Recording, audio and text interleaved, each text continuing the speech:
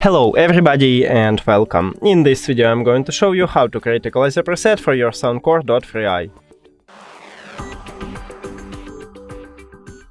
You have to start by open the application, and right here we have Equalizer. Click on it and then go to Custom. Cancel. And now make something good for you. Let's say I wanna something like this one. And after that, you can customize it by click on this information icon. So right here we have by default only one custom preset, and to rename it just click on this pencil icon. Now name it something like test, and then done. And as you can see right now we rename it. Also we can delete, but not this one because we have only one.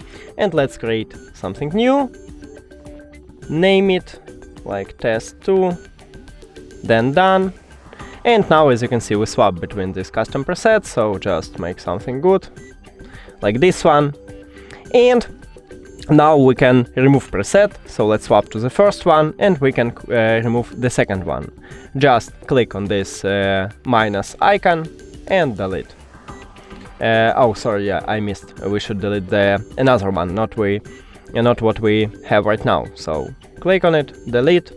And now as you can see again we have only one custom preset.